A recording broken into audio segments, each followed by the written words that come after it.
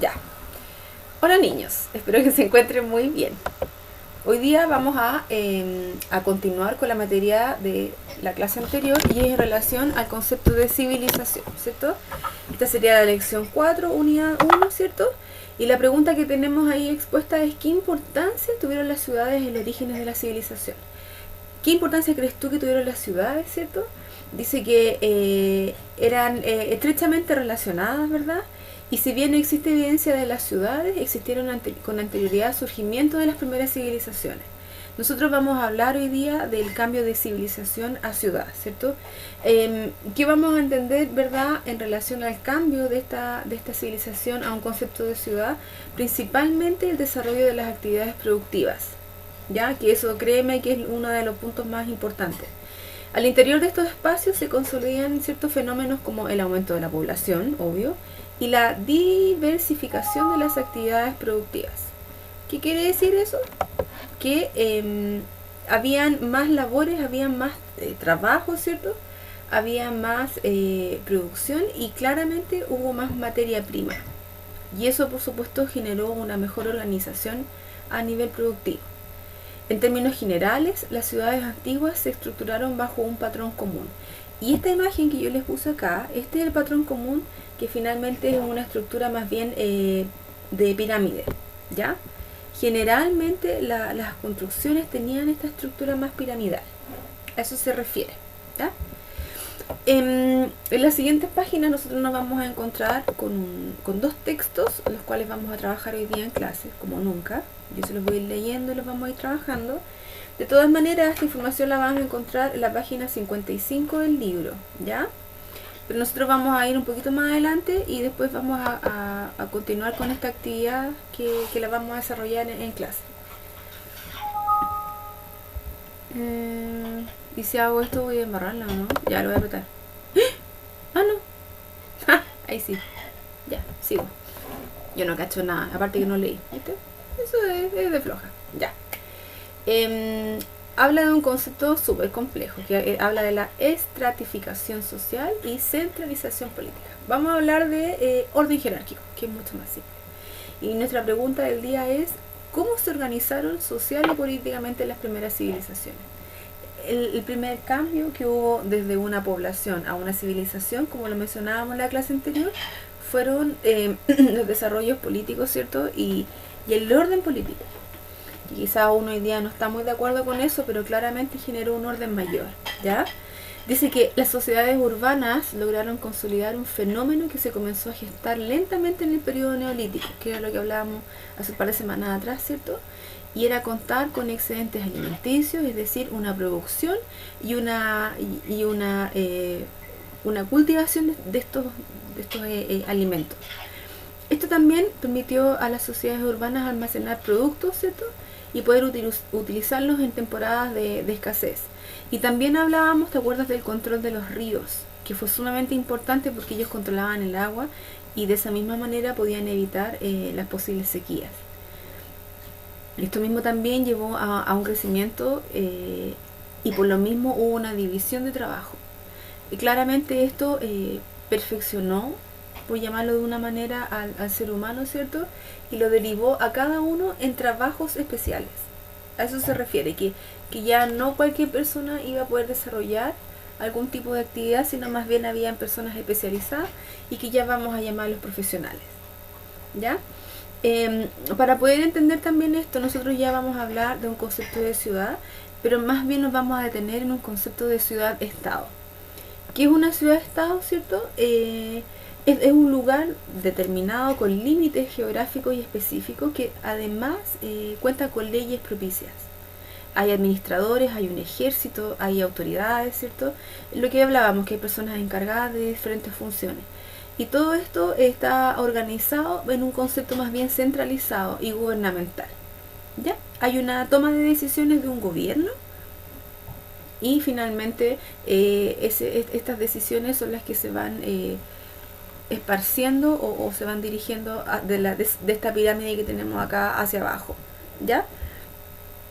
También vamos a comentar, ¿verdad?, que muchas de estas ciudades-estados se enfrentaban entre sí por el control de los pueblos. obvio, había un pueblo así como muy solo, muy abandonado, y cada ciudad-estado se peleaba a este pueblo. ¿Y por qué crees tú que se lo peleaban? Lógico, porque eran personas, eran mano de obra, era bulto, ¿cachai? Era más masa, era más gente lo que ellos necesitaban. Y claramente el afán de ellos era poder expandirse. Claramente si yo me consolidaba a un pueblo aledaño, ¿cierto? Yo también tenía la posibilidad de poder tener más territorio y a la vez poder ir consolidando más territorio. Y esto también incrementó una nueva organización política, que es lo que vamos a considerar con este orden jerárquico, ¿cierto? A un imperio, ¿ya? Y este imperio, este concepto, este tipo de organización jerárquica se subdividía, ¿cierto?, en 5 grandes eslabones. El de más arriba, ¿cierto?, eran las autoridades máximas políticas, y claramente estaban sus familias. O sea, si yo era familiar de alguna autoridad, yo ya estaba listo. No tenía nada más que hacer. No tenía que tratar de superarme, tratar de lucir mi trabajo, al contrario. Si el emperador era mi papá, yo no tenía nada más que hacer que ser hijo del emperador. ¿Ya? Qué maravilloso, ¿eh? Qué ganas de haber estado ahí.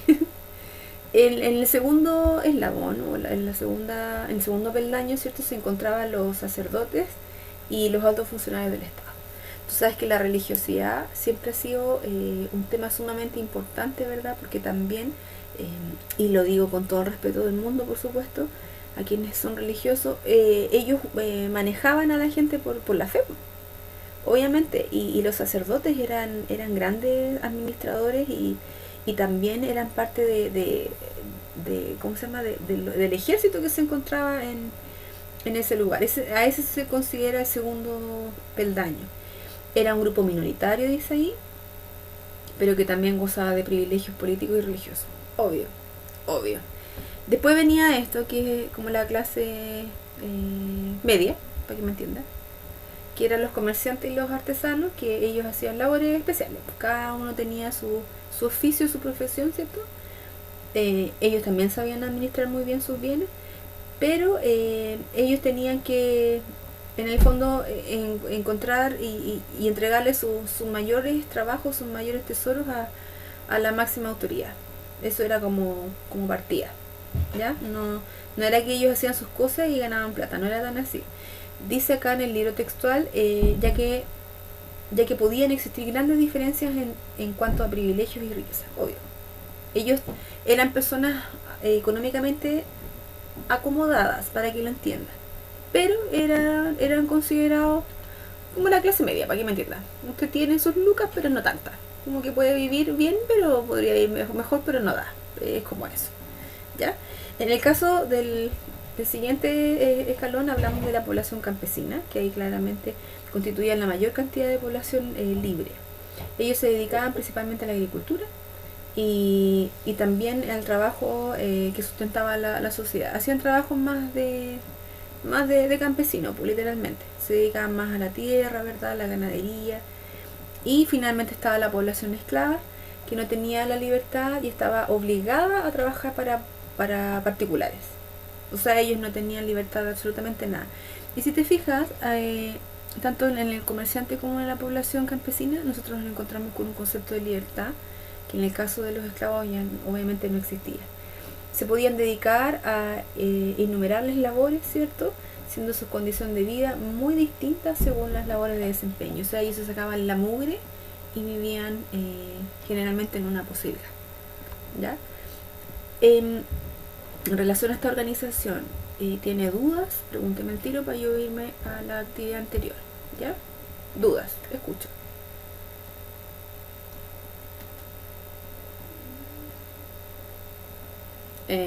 Están vivos, ¿cierto? Sí. Ah, ya, importante. ¿Dudas en relación a esto? No.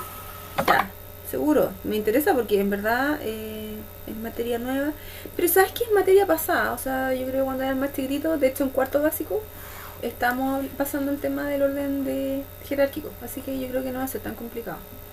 Ya, nos vamos entonces ahora. Voy a subir un poquito. Y aquí hay 2 textos. Y estos textos están en la página 55 que yo les dije, ¿ya? Se los voy a ampliar un poquito. No, mejor lo voy a poner en presentación. Presentación. Ahí está. ¿Ya? Ya. Lo voy a leer, lo vamos a analizar y después vamos a trabajar con este cuestionario que usted obviamente lo va a desarrollar en su cuaderno, pero la idea es que yo lo vaya ayudando porque nunca hemos trabajado así. Hoy que los echo de menos, debo decirlo. Mucho. Ya. Dice: en el nuevo plano, los antiguos elementos de la aldea fueron conservados e incorporados a la nueva unidad urbana. Sin embargo, por la acción de nuevos factores, fueron reorganizados de manera más compleja e inestable que la aldea. La composición humana de la nueva unidad se hizo también más compleja a partir de esta complejidad. La ciudad creó una unidad más elevada.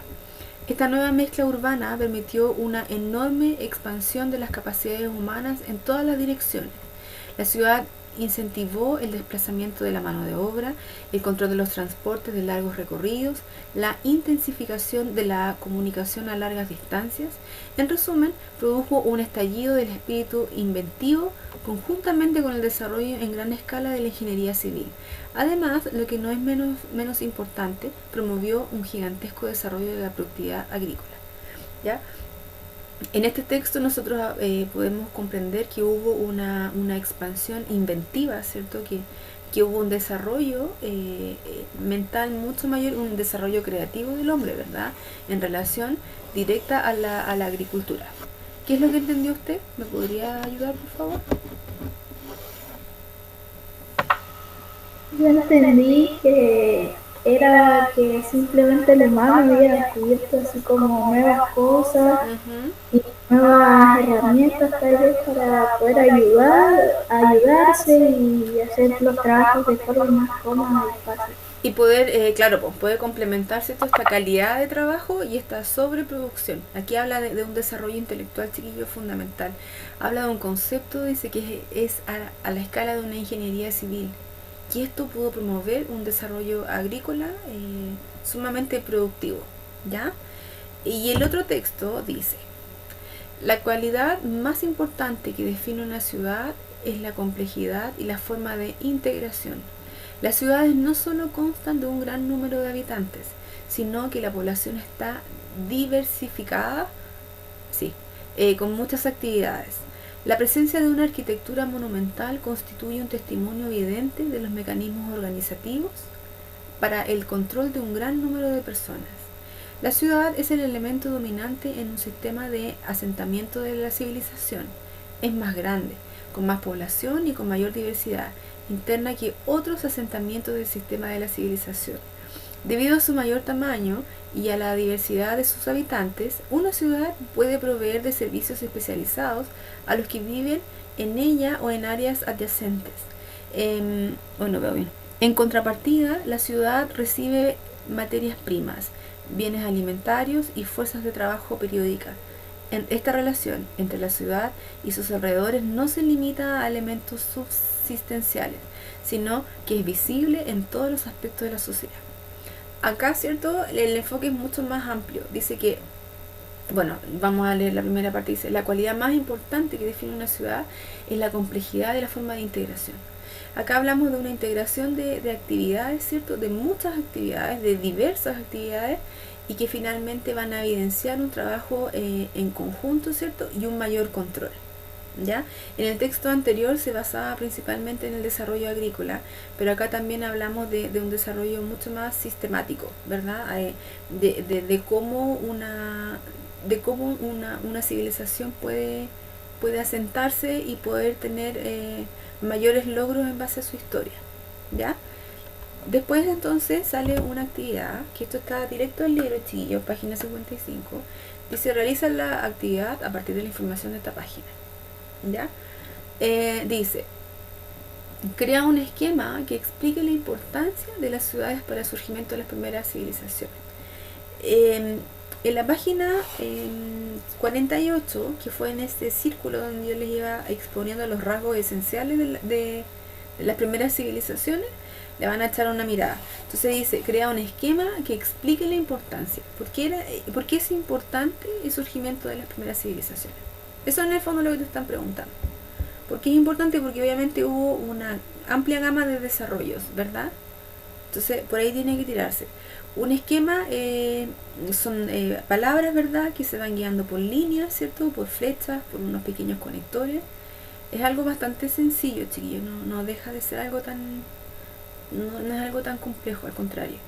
Después dice, ¿por qué la ciudad puede ser entendida como una consecuencia y a la vez una causa de múltiples procesos? Ya. Y aquí yo quiero que pensemos todos, y no solamente Alejandro, porque yo tengo muchos niños pensantes ahí. Tengo 38 de hecho. ¿Por qué la ciudad puede ser entendida como una consecuencia y a la vez una causa múltiple de procesos? ¿A qué se refiere cuando yo hablo de un concepto de ciudad como una consecuencia? ¿Mm?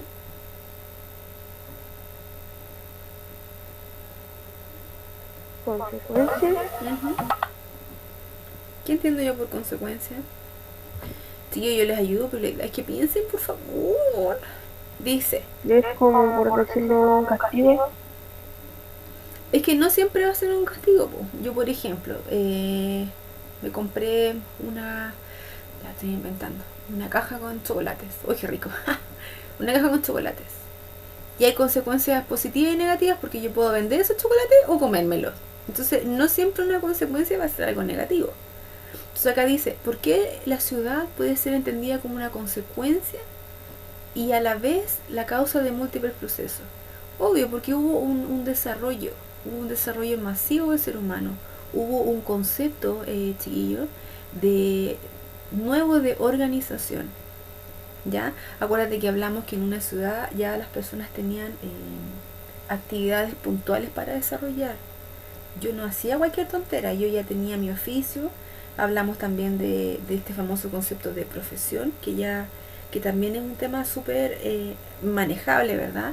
Entonces, acá habla y dice, considera las fuentes escritas. Nosotros leímos dos fuentes recién, una que hablaba del desarrollo agrícola y otra que hablaba de los múltiples desarrollos. Entonces, ¿hay consecuencias para poder llegar a una ciudad? Sí, el concepto de ciudad es una consecuencia a los múltiples desarrollos, ¿ya? Por eso dice que tienes que considerar los dos textos leídos. Y la pregunta 3 dice, ¿qué estructuras de las antiguas ciudades piensas que han llegado hasta el presente? ¿Qué importancia habrían tenido estas estructuras para estas sociedades? ¿Mm?